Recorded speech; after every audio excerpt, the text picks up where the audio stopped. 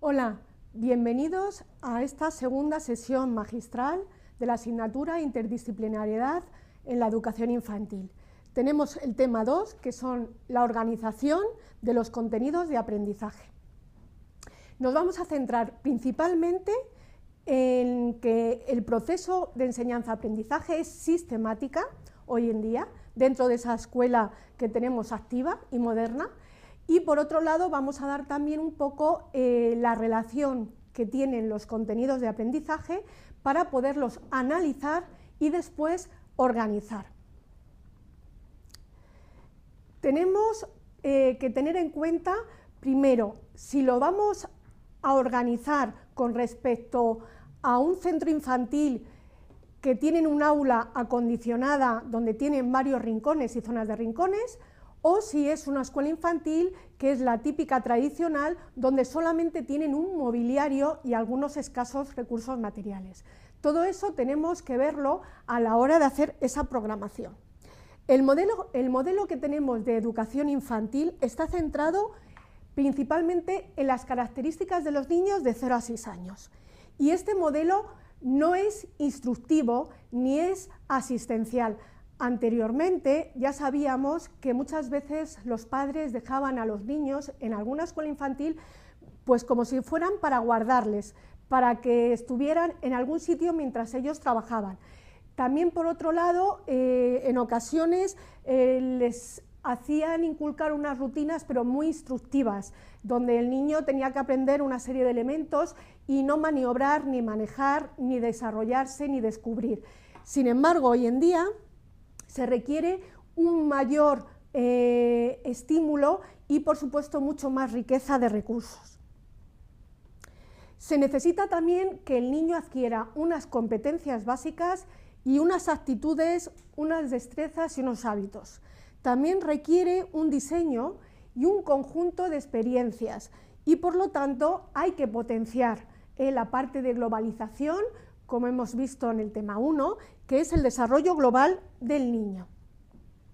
Hay que intentar adquirir un conjunto de experiencias, un diseño y también, bueno, pues hay que reunir todas esas competencias que estamos tratando de que el niño desarrolle para un futuro.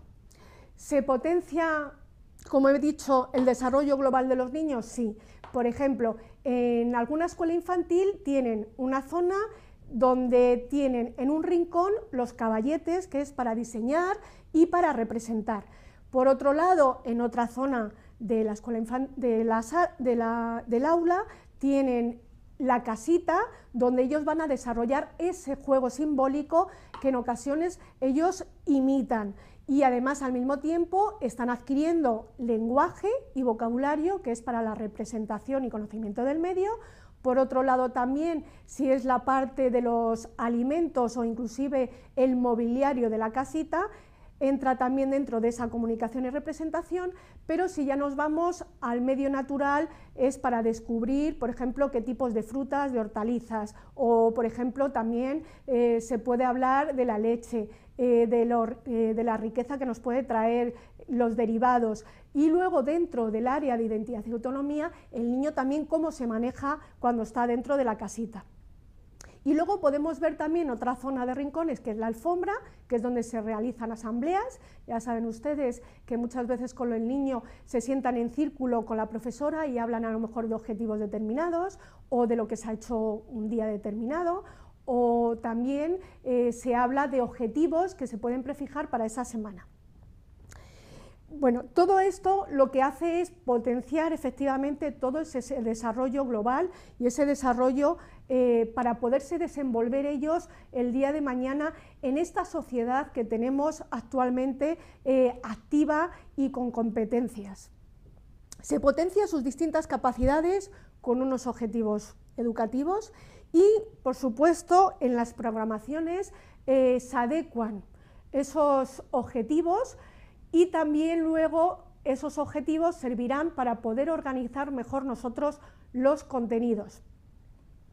Vamos a hacer un breve resumen de dónde introducir precisamente esta secuencia que tenemos de objetivos y de contenidos. Si atendemos al proyecto curricular de etapa, que está basado en el currículo de desarrollo base estatal, tenemos que hay unas decisiones por etapa que son conjuntas. La etapa ya saben ustedes que es de 0 a 6 años, donde hay 2 ciclos, de 0 a 3 años el primer ciclo y el segundo ciclo de 3 a 6, y luego tenemos las decisiones por ciclo y por área. En las decisiones de etapa tenemos la adecuación de los objetivos generales de etapa. Ya saben ustedes que consiste en que conforme a lo que tenemos de ambiente en el proyecto educativo, lo que tenemos también de objetivos en ese proyecto educativo, más todo lo que tenemos de las clases, de los profesores, de los estímulos, de los recursos materiales, de las actividades, todo eso lo que hace es que nosotros decidamos y pongamos unos objetivos un poquito más cortos y adecuados efectivamente a nuestras propias palabras. Hay unos principios metodológicos, hay un agrupamiento de los alumnos, unos espacios y tiempos, unos materiales didácticos y cómo enseñar y cómo vamos también a evaluar. Y luego lo que más nos interesa sería el punto de las decisiones por ciclo y área, que ese sería precisamente el segundo punto, que sería la secuencia de objetivos y contenidos y qué criterios de evaluación. También luego habría que añadir todas las programaciones transversales y también las adaptaciones curriculares. Hay muchos más elementos, pero era para centrarles a ustedes precisamente qué es lo que a nosotros nos interesa para poder organizar nosotros los contenidos. Tenemos que basarnos en esos elementos de la etapa para nosotros luego poder minimizarlos y ponerlos precisamente en las áreas y en el ciclo.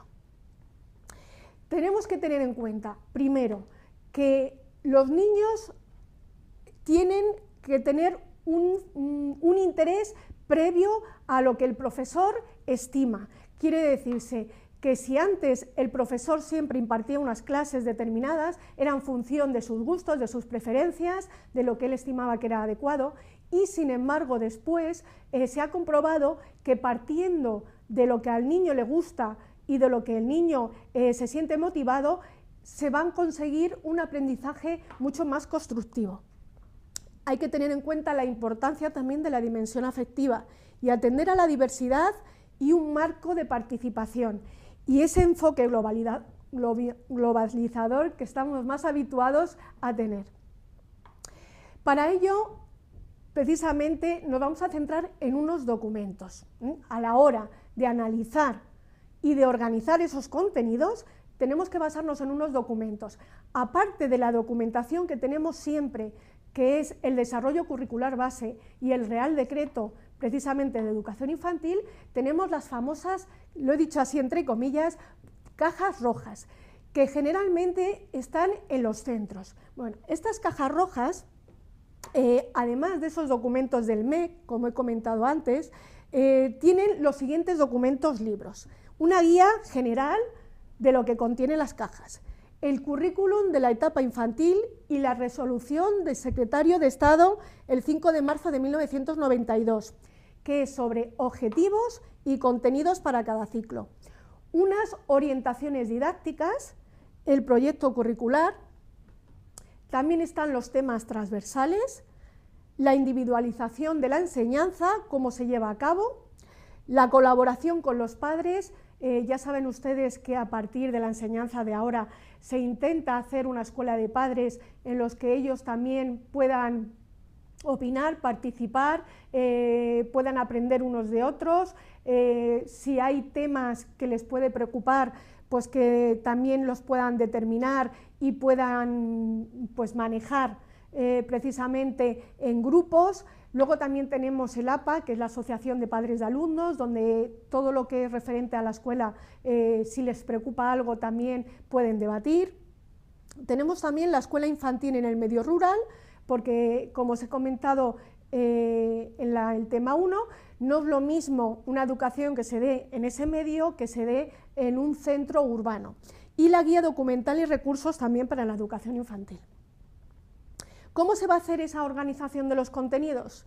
Bien, hay que tener en cuenta el desarrollo evolutivo, la capacidad que tiene en ese momento el niño para aprender precisamente en esas edades. Y luego tenemos la coherencia con la lógica de las disciplinas. Quiere decirse que hay una jerarquía, evidentemente, y una dependencia. La jerarquía nos vamos a basar en que no es lo mismo los objetivos y los contenidos que nosotros estructuremos o queramos desarrollar de 0 a 3 años que en el segundo ciclo de 3 a 6. También hay que adecuar estos contenidos a los conocimientos previos del alumno. Como es bien sabido, no es lo mismo el niño que efectivamente ha estado inculcando y aprendiendo en una escuela infantil con todos los elementos y que ha estado haciendo fichas, que ha estado haciendo murales, que ha estado utilizando todo tipo de papel, inclusive elementos, arroz, garbanzos para poder hacer una serie de trabajos manuales, que aquel niño que a lo mejor pues, ha estado siempre en casa de los abuelos o en casa del padre con alguien que simplemente pues haya manejado lo mínimo de la casa y que haya estado casi siempre en el parque infantil. Y entonces, bueno, pues también tenemos que dar una prioridad a los contenidos a la hora de organizar las secuencias. También tenemos que explorar unas ideas y esas experiencias previas que tiene el niño y dar prioridad pues un poco a los contenidos que nosotros pensemos que son más adecuados. ¿Qué quiere decir esto? Que lo mismo que adecuamos los objetivos generales a los objetivos específicos, que eso lo hacemos en el programa, en la macroprograma, se puede decir que es el diseño curricular de etapa, también lo vamos a hacer en el microprograma o la microprogramación, que es la unidad didáctica. Entonces, aunque el profesor generalmente ya tiene organizado esas unidades de aula, también es cierto que permite este sistema que nosotros podamos recurrir y que lo podamos ampliar o que podamos hacer una variación de esos objetivos. Y nos pasa lo mismo con los contenidos, que aunque nosotros en principio, por ejemplo, hay muchos centros que organizan los contenidos en función de proyectos, en función también de centros de interés. Por ejemplo, cogen, que es muy característico, pues el otoño, la primavera, el verano y el invierno. Y dentro de ahí van trabajando las 3 diversas áreas que tienen. Sin embargo, también hay que tener en cuenta que a lo mejor un profesor, si tenía determinado una serie de actividades o de contenidos ahí, si ve que el niño o el grupo de niños que tiene se sienten más motivados por otros temas, pues entonces también puede hacer una variación. Yo he puesto aquí un ejemplo de organización de contenidos. Sería que nosotros pusiéramos una actividad, por ejemplo, realizar un rompecabezas de la Torre Eiffel, y entonces nosotros ponemos área de identidad y autonomía personal. Y ahí hablamos de los conceptos, de los procedimientos y de las actitudes. Conceptos, ya saben ustedes, que son el contenido propio que aprenden, por ejemplo, que los niños sepan los alimentos principales derivados de la leche, y luego los procedimientos, pues ya sabemos que son pues una aplicación de esos contenidos, se puede hacer y se puede elaborar, por ejemplo, el queso, y luego unas actitudes que es que el niño pues siempre tenga predisposición a aprender. Hasta aquí tenemos hoy la sesión segunda. Muchas gracias por su atención.